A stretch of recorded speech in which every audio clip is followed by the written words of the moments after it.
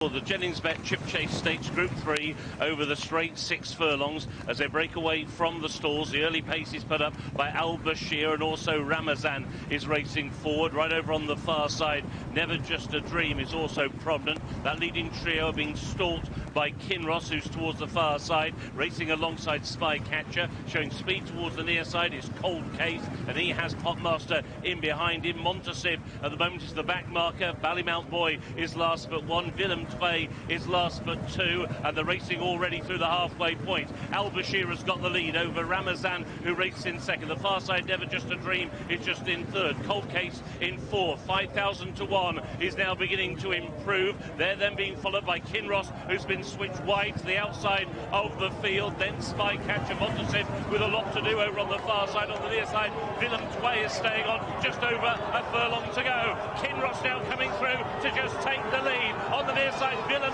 Tway, Montassib between horses staying on. Now it's between those three, Kinross or Montassib, and it's Montassib who comes home to win the Chip Chase. Montassib wins, Kinross in second, Willem Tway in third. It may just be 5,000 to 1 who held fourth, but Montassib at 7 to 2 has given William Haggas his third consecutive win in the 31st running of the Chip Chase Stakes. He's won by 3/4 of a length from Kinross in second, Willem Tway neck away back in third, 2 lengths back to the fourth, 5,000 to 1. Spycatcher will be fifth, Ballymount Boy Never Near in sixth, and the rest then at long intervals headed by Ramazan. So Montassib has given Cieren Fallon and William Haggas a double on the day, and a similar ride. It's Groundhog Day from last to first. And that is a winner that I'm sure Mark would have enjoyed calling. It was his £20 challenge on the opening show, and William Haggas completes the hat-trick in this race. Yeah, he absolutely does, and this horse now makes his course record 2 from 2. And interesting that it was basically the carbon copy ride. Horse a step slow, but happy to take the medicine, sit out the back.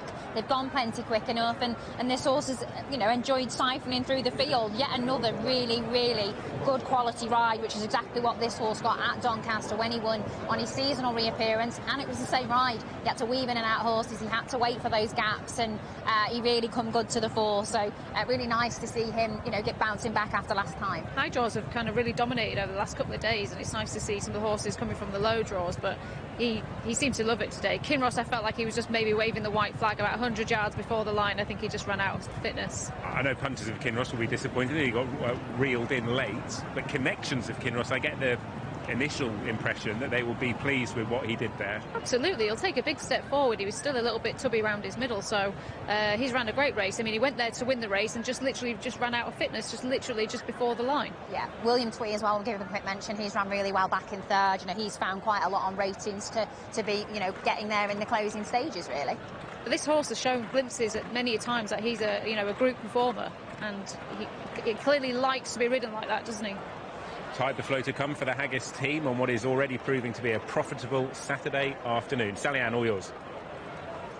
Yeah, Cieren Fallon, that was a carbon copy ride of our first race, so a double on the card and a treble in this race for William Haggas in the last 3 renewals.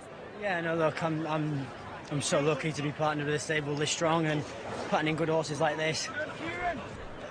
He's not the most straightforward horse, you can't give him too much daylight, as you can probably see. I just kept sticking him on heels, and last half furlong, give him the daylight, give him a little reminder, and off he went. No, he's improved so much since last year, and just delighted to be partnered with such a good horse.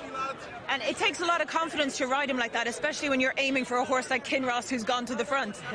Yeah, but look, Kinross hasn't ran for such a long time. I always felt like if I'm going to get him, it's going to be the last half furlong in this stiff track, and this lad, he's on the up, and he's keep on improving, and just very lucky to be partnered with a big stable. And that 6 furlong seems to be the absolute key to him. Looking ahead, the Northumberland Plate, we're going to have a treble on the day for you with True Legend. Yeah, look, very, very good ride. Obviously not much weight on his back, so if he stays, he's got a very good chance. Well done, Cieren. Yeah, well done to Cieren, well done to William Haggas. I know that strike rate is important for all trainers. William Haggas has had throughout his whole career, really, an exceptional strike rate. This year, his strike rate is a bit down on his normal, very lofty standards that he set. However, in the last 10 days, his strike rate, well, I doubt there's a better strike rate for any trainer in the country at the moment.